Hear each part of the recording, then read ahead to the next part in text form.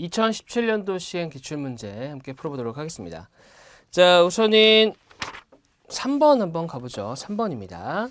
자, 마케팅 팀의 A 사원은 아침마다 관련 기사를 찾아본다. 아래 기사를 읽고 기억의 사례로 적절한 것을 고르시오라고 했네요. 자, 뉴메릭 마케팅이란 숫자를 나타낸 뉴메릭과 그 다음에 마케팅을 합한 단어로 그냥 있는 그대로 합쳤네요. 합한 단어로 브랜드나 상품의 특성을 나타내는 숫자를 통해 사람들에게 인지도를 높이는 마케팅 전략을 말한다.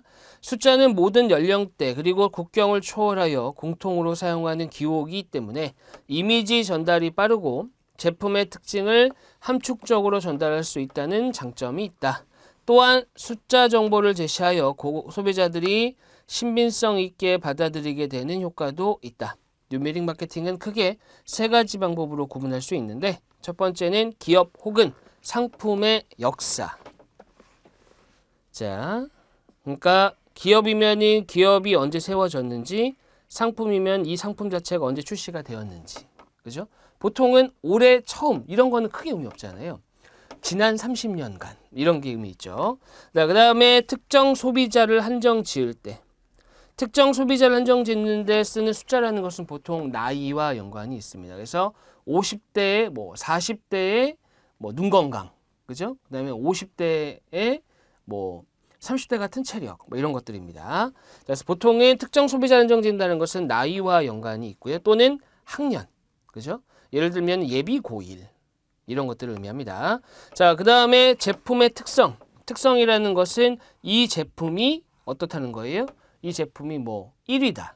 아니면은 이 제품이 최근에 이슈가 되는 그런 성분이 100% 함유, 100% 과즙, 이런 것들 얘기하는 겁니다. 그죠? 자, 이런 것들이 들어가게 되겠네요. 일단 느낌상은 그래요. 자, 근데 기억의 사례는 특정 소비자를 한정 짓는다. 1번 한번 가보겠습니다. 한 병의 비타민 C 500mg이 들어있는 비타 500. 자, 이거는 뭐예요? 제품의 특성을 나타내는 내용이죠. 그 다음 2번 13세에서 18세 청소년들을 위한 CGV의 1318 클럽. 자, 예전에 참 1318이라는 참 많이 썼는데 요즘엔 약간 옛날 말 같네요. 자, 그래서 요것이 바로 뭐예요? 특정 소비자를 한정 짓는 거죠. 즉 중고등학생 요겁니다. 자, 2번이 답이 되겠고요. 3번에 46cm 내에서 친밀한 대화가 가능하도록 한 페리오 46cm. 46cm가 아마도 제가 잘 모른다 하더라도 가장 대화할 때 일반적인 거리일 겁니다. 46cm가. 자, 그래서 요것도 뭐예요? 요것도 제품의 특성을 강조하는 거죠. 그 다음에 4번 1955년, 5번 1974년. 자, 이런 것들은 다 모두 뭐예요? 이런 것들은 다 기업의 또는 상품의 역사를 나타낼 때 4번 같은 경우는 55년에 처음 생긴 버거는 아니니까, 그러니까 버거는 처음 생겼지만 이 햄버거 회사 자체가 처음 생긴 것은 아니기 때문에 1955라는 것은 상품의 역사를 나타내는 것이고, 그 다음에 1974 GS 슈퍼 1호점 같은 경우는 뭐예요? 기업의 역사를 나타내는 것 같죠? 그죠? 창립 연도니까. 자, 그렇게 보시면 되겠습니다. 답은 2번이었어요. 자, 그 다음에 4번 한번 보도록 하겠습니다. 4번은 네모, 세모, 하트의 무게가 다음과 같을 때 네모 더하기 세모, 네모 더하기 세모의 무게는 100원짜리로 얼마인지 구하시오 그랬습니다. 자, 첫 번째 저울을 보시게 되면은 네모 두 개랑 세모, 하트. 그 다음에 두 번째 오른쪽에 있는 거는 네모 두 개랑 세모 하나는 하트 두 개랑 똑같다. 이 얘기죠? 체크를 해볼까요? 이거 네모 두 개. 네모 두 개는 세모랑 하트. 이렇게 되네요. 됐죠? 그 다음에 두 번째는 네모 두 개랑 세모 두 개는 하트 두 개. 그럼 요거는 네모랑 세모랑 더하면 하트 하나다. 이거랑 같은 거죠. 맞죠? 자, 그 다음에 마지막에 세모가 200이래요. 200원. 자, 세모의 금액은 나왔으니까 뭐만 찾으면 되는 거예요? 세모는 찾았으니까 네모만 찾으면 됩니다. 맞죠? 자, 문제는 쉬워요. 왜 쉽냐면 사실은 세모는 나왔고 네모가 궁금한 거니까 뭐만 날리면 되는 거예요. 하트만 날리면 되는 거잖아요. 하트만. 맞죠? 하트만 날리면 되니까 하트를 지우면 됩니다. 어떻게 지워요? 연립 빼는 거죠. 자, 빼게 되면은 네모 지워지고 네모 빼기 세모입니다. 가 세모가 되죠. 이러면 네모는 뭐예요? 세모가 2개다. 즉 400이다. 문제에서는 네모 더하기 세모니까 600입니다. 600. 간단한 문제예요. 답은 4번. 4번이 되겠네요. 자, 그 다음에 넘어가서 6번 한번 보도록 하겠습니다. 6번. 참거진 문제인데 단순한 듯 하면서 뭐지 싶은 문제. 전곡을 찌르는 문제가 됩니다. 6번 보세요. 진실마을의 사람은 진실만을 말하고 거짓마을 사람은 거짓만을 말한대요. 주영이와 윤희는 진실마을과 거짓마을 중 한 곳에 산다. 이 말은 그러니까 둘 중 한 명은 진실, 한 명은 거짓이라는 얘기가 아니에요. 각각 주영이, 윤희 각각이 진실마을과 거짓마을 중 한 곳에 산다는 얘기는 둘 다 진실마을에 살 수도 있고 둘 다 거짓마을에 살 수도 있어요. 됐죠? 착각하시면 안 됩니다. 자, 다음 중 윤희가 한 말을 통해 주영이와 윤희는 각각 어느 마을에 사는지 적절하게 유추한 것은 그랬습니다. 자, 일단은 저는 이렇게 쓸게요. 진실은 동그라미로.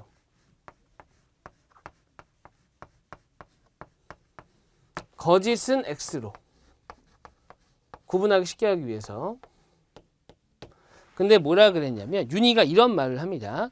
적어도 우리 둘 중 한 명은 거짓 마을 사람이야. 이렇게 했어요. 윤희가 뭐라고 했냐면 윤희가 참인지 거짓인지 모르겠지만 내용 자체는 뭐였냐면 우리 중 둘 중 적어도 한 사람은 거짓 마을 사람이야. 이 얘기입니다. X 둘 중 적어도 하나는 거짓 마을이다. 그러면 윤희가 한 말은 윤희와 그 다음에 주형이 있는데 둘 중 적어도 하나가 거짓말이라는 얘기는 동그라미 X, X 동그라미, X, X 이 얘기예요. 윤희가 한 얘기가. 이게 윤희가 참일 때 이 셋 중에 하나가 나와야 되는 겁니다. 이 셋이 뭐 동시에 나올 수는 당연히 없죠. 그렇죠? 그렇기 때문에 할 수 있는 것은 셋 중 적어도 하나가 돼야 됩니다. 윤희가 참이라면. 자, 그러면 윤희가 참인 경우와 거짓인 경우를 봐야 되겠죠. 그리고 거짓이다. 그러면 나머지 하나가 뭐예요? 둘 다 동그라미. 요거는 윤희가 참이 되는 경우고 이건 윤희가 거짓이 되는 경우입니다. 됐죠? 상황을 볼게요. 윤희가 참이에요. 윤희가 참이면 요 경우는 제외가 되죠. 윤희가 참이어야 되니까. 참일 때 얘기잖아요. 이 말이 참일 때 세 가지 상황인데 이 두 가지 상황은 안 되는 거예요.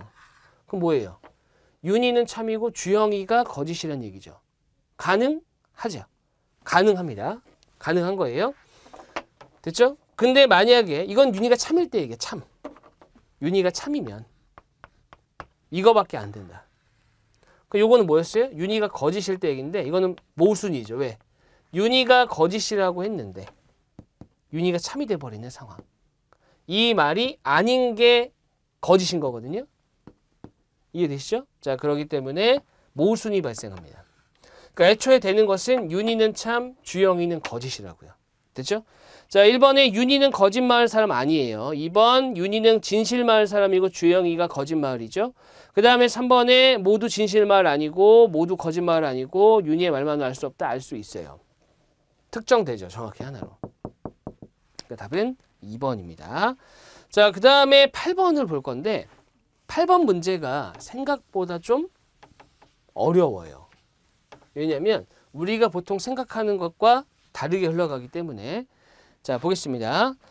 다음에 막대를 사용하여 서로 다른 길이를 잴 수 있는 경우의 수는 그랬습니다. 자, 목적은 뭐냐면 잴 수 있는 길이는 몇 개냐는 거예요. 근데 우리는 일반적으로 어떻게 하냐? 여기까지는 합니다.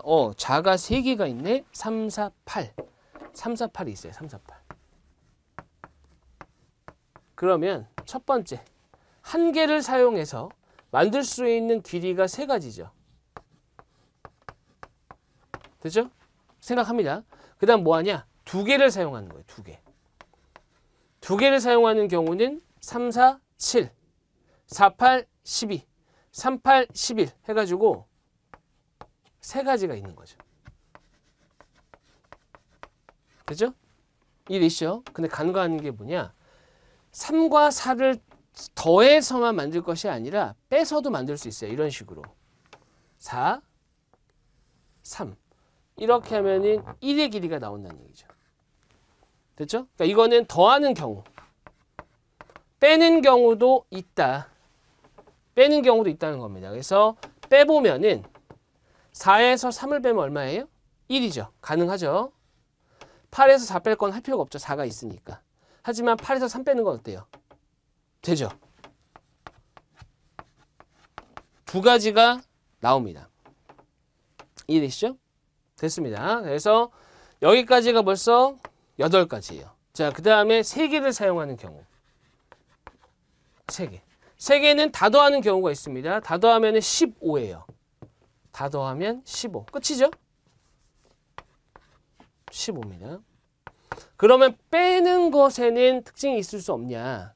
자, 둘이 더해서 8에서 2를 더한 걸 빼요. 1이죠. 그건 이미 있었잖아요. 그죠? 그 다음에 얘네 둘을 더해서 3을 빼요. 더하면 12. 12에다가 3을 빼면 9거든요. 9가 있었어요? 없었어요? 없었어요. 그러니까 2를 더해서 3 빼는 건 없었다고요. 됐죠? 한 가지가 추가됩니다. 한 가지. 그 다음에 둘이 더 3 빼는 거. 얘네 둘이 더해서 4 빼는 거는. 자, 3에다가 8을 더하면 얼마예요? 11. 거기다 4를 빼면 얼마죠? 7. 7은 이미 있었잖아요. 이렇게입니다. 그래서 3, 6, 7, 8, 9, 10. 10가지예요. 빼는 것 때문에 어려워요. 빼는 것 때문에. 요걸 생각을 못 하신다. 그래서 7가지라고 생각 많이 하실 텐데 그게 아니라 10가지입니다. 됐죠? 답은 5번이에요. 좀 어려웠어요. 자, 그 다음 넘어가 보겠습니다.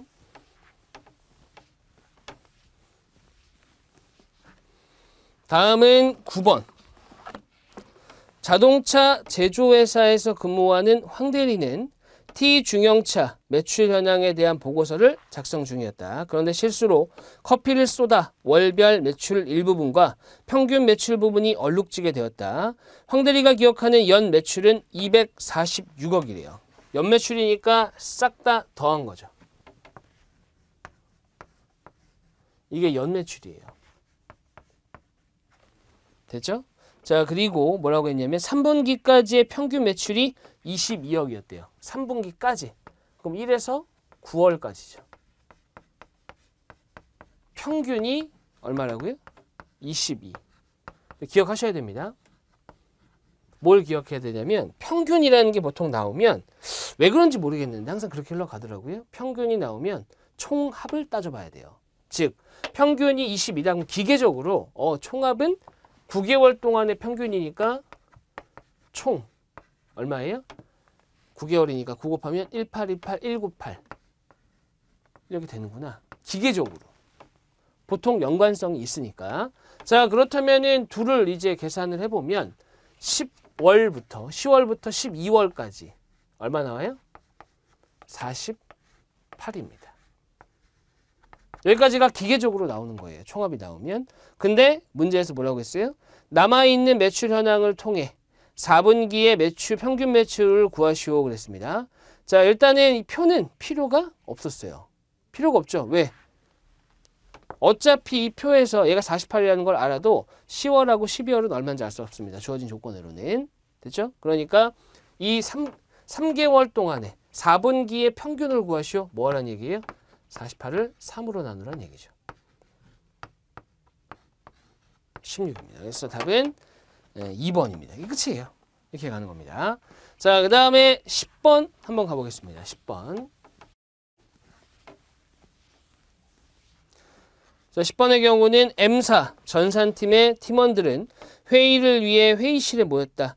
회의실의 테이블은 원형 모형이고, 이 수험생 여러분들이 좀 싫어하는 유형이죠. 다음 조건에 근거하여 자리를 배치하려고 할 때 김 팀장을 기준으로 왼쪽 방향으로 앉은 사람을 순서대로 나열한 것은 그랬습니다. 자, 이 문제에서 자, 확실한 팁을 하나 드릴게요. 꼭 기억하셔야 됩니다. 김 팀장이 여기 있어요. 성이 다 다른가요? 자, 네, 성이 다 다릅니다. 그러니까 이거는 직책을 따로 언급하지 않는 이상은 그냥 성씨만 따라가면 돼요. 자, 김이 딱 여기 앉아 있어요. 5명 중에 상석이라고 해야 되나요? 앉아 있습니다. 자, 그리고 자리가 이렇게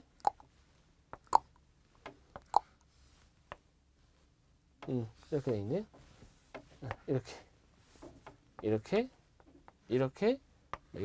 앉아 있는 겁니다. 자, 이렇게 돼 있어요. 그러면 자, 첫 번째 꼭 기억하세요. 방향을 따로 정해 놓지 않았다면, 즉 문제에서 여기가 왼쪽이고요, 여기가 오른쪽입니다 라는 말을 하지 않았다면, 또는 여기가 위고 여기가 아래예요, 여기가 앞이고 여기가 뒤예요, 이런 말을 하지 않았다면은, 그럴 때는 김 있잖아요. 김. 이러면 김이 이렇게 있는 거예요. 그죠? 그럼 김의 이쪽 왼손 쪽이 왼쪽인 거고 오른손 쪽이 오른쪽인 겁니다. 됐죠? 방향을 따로 정하지 않았다면. 그러니까 김 기준으로 보면 여기가 뭐예요? 오른쪽이라고요. 여긴 뭐예요? 왼쪽이라고요. 그럼 보세요. 이 입장에서 보면 어떻게 되는 거예요? 여기가 왼쪽인 거예요. 여기가 오른쪽이고. 이해되시죠? 됐죠? 그러니까 사람마다 왼손 쪽, 오른손 쪽이 다르다는 거, 위치가. 근데 문제에서 만약에 통으로 여기가 오른쪽이야 이렇게 해서 혹시나 그렇게 했다면 얘가 왼이라고 할 게 아니라 여기는 오른이라고 해야 된다. 오른쪽. 됐죠? 그러니까 그렇게 정해지지 않았다면 사람이 탁자를 보고 있다라고 생각하셔야 된다고요. 이해되셨죠? 자, 그렇게 가야 됩니다. 자, 이제 문제 한번 가보겠습니다. 문제 보시면 이런 말이 있네요. 정차장과 오가장이 사이가 좋지 않아 나란히 앉지 않는다. 자, 이 얘기는 정과 오는 이웃하지 않는다는 얘기죠. 불확실한 정보는 나열해야 돼요.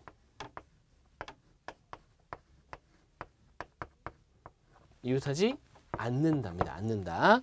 자, 그 다음에 김 팀장은 정차장이 바로 오른쪽에 앉길 바란다. 팀장이 하라면 해야겠죠. 그래서 정차장이 어디 있어야 되는 거예요? 오른쪽이니까 오른손 쪽입니다. 여기가 정이에요.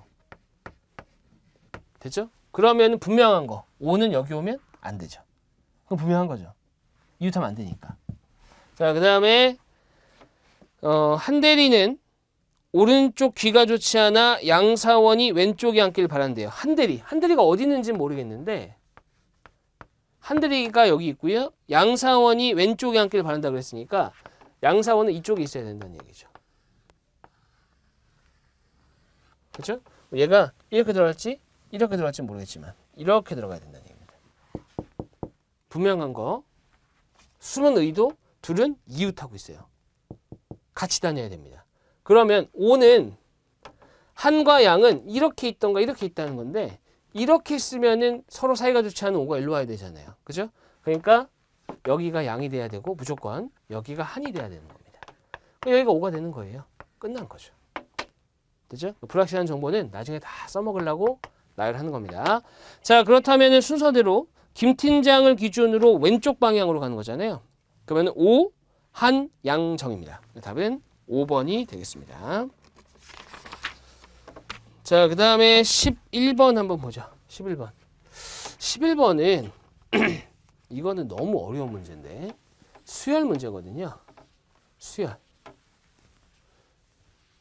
근데 이 수열 문제 중에서도 그러니까 수열 문제라는 것이 수열 수출의 문제라는 것이 규칙성을 발견하지 못하면 못한다. 맞아요. 근데 이 문제는 상상이 안 되는 거예요. 이쪽을 상상할 수가 없는 거죠. 그러니까 이거는 하다 보면은 아 이거구나 할 수 있는 문제인데 이렇게 해야 돼라는 상상 자체를 못하는 그런 유형이 됩니다. 자, 일단은 흐름을 좀 보시게 되면은 이렇게 가고 있어요. 잘 보세요. 여기가 1입니다. 그리고 이렇게 가는 거죠.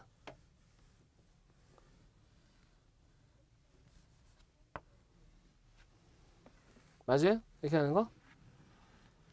이렇게 되는 겁니다. 그죠? 그러니까 숫자가 이렇게 되는 경우 있을 수 있어요. 그죠? 그 다음에 이렇게 갈 수도 있는데 이거는 이렇게 이어져요. 만약에 이렇게 이어지는 거였으면 상대적으로 쉽습니다. 근데 이거는 이렇게 연결돼서 간다는 거죠. 자, 한번 보겠습니다. 관계를 봐야 되니까. 자, 일단은 여기가 2, 3, 4. 그 다음이 5가 이쪽에 있죠. 5, 6, 7, 8, 9. 됐죠? 그 다음에 여기가 10입니다. 11, 12.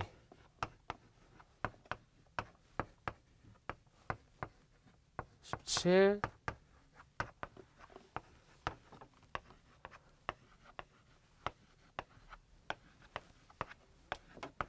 이게 되는 거죠. 됐죠? 자, 점점점 11행 3해 열에 오는 겁니다. 11행 3열이면 11번째 줄의 세 번째를 얘기하는 거예요.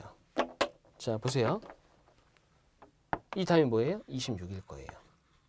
특징이 있습니다. 무슨 특징이 있냐? 잘 보세요.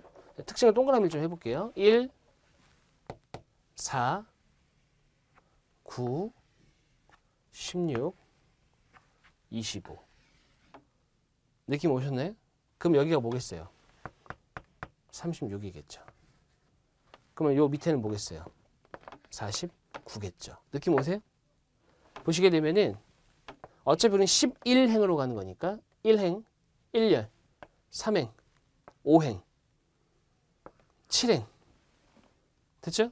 자, 됐습니다. 그래서 우리가 찾을 것은 뭐냐면 찾을 것은 11행이잖아요. 그럼 11행 1열은 11의 제곱이 와야 된다고요. 121입니다. 그리고 특징 자체가 홀수행은 숫자가 작아져요. 맞죠? 그렇다면은 11행 1열은 121이고 2열, 3열, 119. 됐습니다. 자, 그래서 답은 2번이 된다. 그러니까 이건 상상이 안 되는 건데 해보면은 아 그렇구나 별거 아니구나 할 수 있어요. 그죠? 그래서 이거는 고난도 수열 문제라기보다는 생소하다 이렇게 보시면 될 것 같습니다. 자, 그래서 답은 2번이 되겠네요.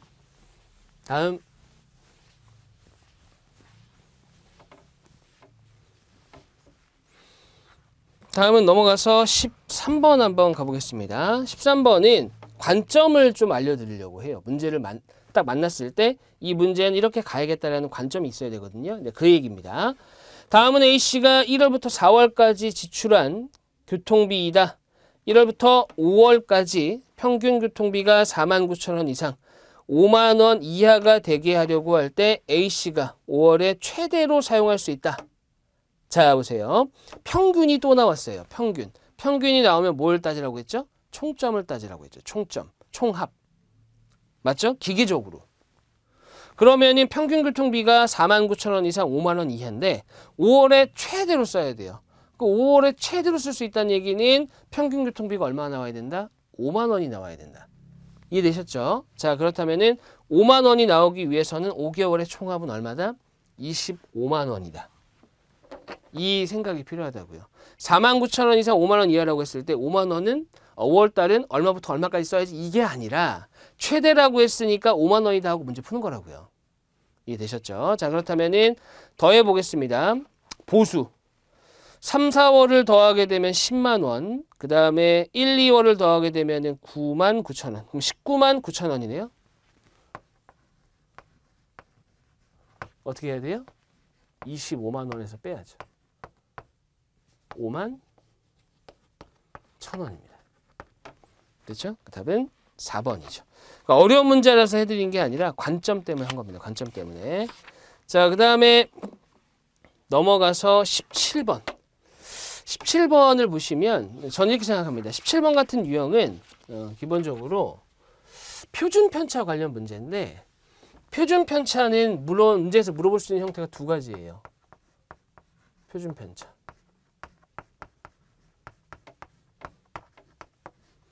표준 편차는 물어볼 수 있는 게 두 가지 유형이다. 첫 번째는 뭐냐면 의미를 물어볼 수 있다. 대체로 의미는 그래도 꽤 물어봤어요. 표준 편차가 가지고 있는 의미가 뭔지 설명드릴 거예요. 그 다음에 두 번째는 뭐냐면 계산.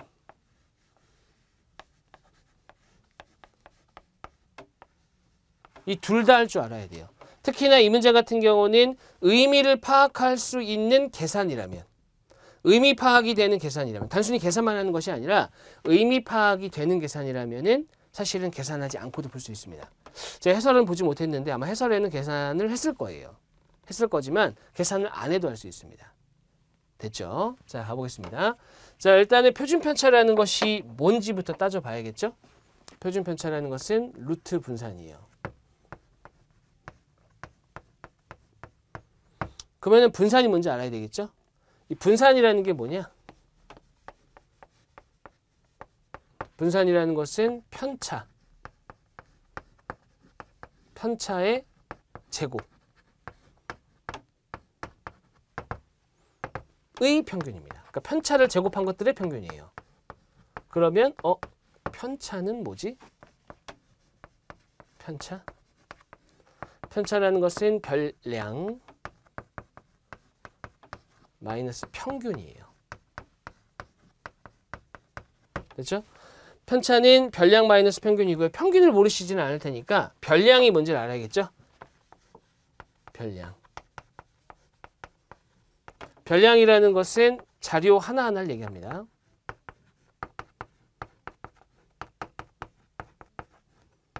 물론 도수분포 표다. 그러면 계급값이기도 하고요. 상황에 따라서는 계급값일 수도 있고. 됐죠? 자, 다시 돌아가 볼게요. 자료가 있을 겁니다. 숫자 하나하나가. 평균도 구해야 돼요. 평균을 구하고 그 다음에 별량은 자료 하나하나입니다. 편차라는 것은 별량에서 평균을 뺀 값이에요. 양수가 될 수도 있고 0이 될 수도 있고 음수가 될 수도 있습니다. 그죠? 그것들을 제곱해서 평균을 내요. 됐죠? 그것이 뭐라고요? 분산. 그 분산을 루트 씌운 게 표준편차라고요. 계산 방법은 이렇습니다. 의미는 이 계산 방법을 통해서 한번 알아볼게요. 뭐냐면 이렇게 나와요. 표준편차가 크다.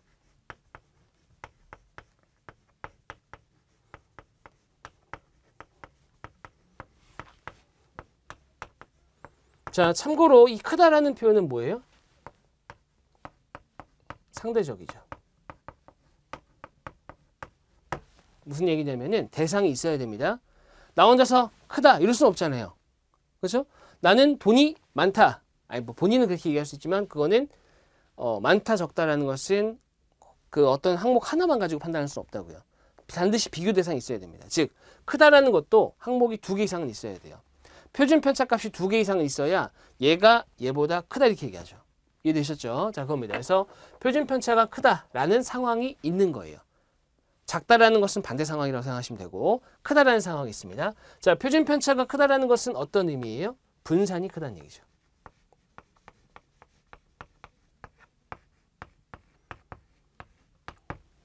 맞죠? 루트 분산이니까. 자, 그럼 분산이 크다라는 것은 뭘 의미하는 거죠? 편차의 제곱의 평균이거든요. 편차의 제곱이 크니까 평균도 커진 거 아니에요. 물론 조금 깊게 들어가면 상황만 할 수는 있지만 편차의 제곱이 결과적으로 큰 겁니다. 편차의 제곱이 크다.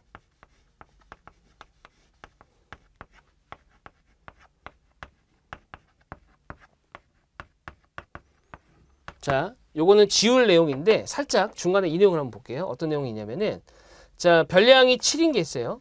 평균이 5입니다. 그럼 편차가 얼마예요? 2죠. 그 다음에 별량이 1이고 평균이 5예요. 그럼 편차 얼마예요? 마이너스 3이다. 그러면 둘 중에 편차 어떤 게 더 큰 거예요? 얘가 더 큰 거죠. 맞죠? 근데 편차의 제곱은 누가 더 큰 거예요? 얘죠. 제곱이니까. 맞죠? 그럼 이게 의미하는 바가 뭐냐? 편차의 제곱이 크다라는 것은 상대적으로 크다라는 것은 평균을 기준으로 봤을 때 7은 2칸 떨어졌습니다. 근데 1은 평균 기준으로 보면 4칸 떨어졌거든요. 그러니까 편차의 제곱이 크다라는 것은 뭐냐면 자료들이 평균으로부터 멀리 떨어졌다. 이 얘기죠. 이해되세요? 자료들이 평균으로부터 멀리 떨어졌다고요. 됐죠?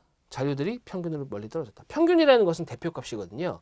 대표값이라는 것은 그 자료를 대표하는 값이라고요. 근데 상대적으로 봤을 때 어떤 거 하나는 자료들이 평균 쪽에 좀 몰려 있는데 어떤 거는 평균과 무관하게 쫙 펼쳐져 있다면 상대적으로 평균이 대표값으로서 더 의미 있는 건 뭐겠어요? 평균 쪽에 몰려 있는 경우겠죠. 그죠? 그 경우가 더 의미 있는 경우죠. 됐죠? 됐습니다. 그래서 편차의 제곱이 크다. 이러면 평균으로부터 자료들이 떨어진 거예요. 상대적으로. 됐죠? 그럼 이 자료는, 이 평균은 신뢰할 수 있어요? 대표할 수 있다고 봐야 돼요? 상대적으로? 없다고 하죠. 그래서 근데 이 표현을 어떻게 쓰냐면 자료가 고르지 않다 이렇게 얘기합니다. 오히려 좀 어색하죠. 표현 자체가 자료가 고르지 않다 이렇게 표현해요. 평균 쪽에 몰려야 좋은 자료다 이겁니다. 됐죠? 자료가 고르지 않다. 자, 그렇게 보는 것이 되겠네요. 결론입니다. 신뢰할 수 없다. 상대적으로 대표값으로서 역할을 못했다. 근데 이거를 자료가 고르지 않다 이렇게 표현한다고요. 자, 두 가지를 봤습니다. 크다가 이거면 작다면 상대적으로 자료가 고르다. 그렇게 가는 거고요. 됐죠? 자, 의미랑 계산을 한꺼번에 봤어요. 자, 이제 문제 볼게요. 문제를 보시면 참고로 평균은 더해갖고 개수만큼으로 나누면 되잖아요. 자, 그래서 A부터 E까지 평균은 모두 다 똑같습니다. 평균은 모두 다 똑같아요. 70입니다. 자, 그렇다면은 A부터 의사소통부터 직업윤리까지 뭐 하는 거예요? 편차만 한번 구해볼게요. 편차만. 순서대로 마이너스 10, 0, 5, 마이너스 5, 10. B는 마이너스 20, 20. 그 다음에 여기가 10, 마이너스 10, 0. C는 00000입니다.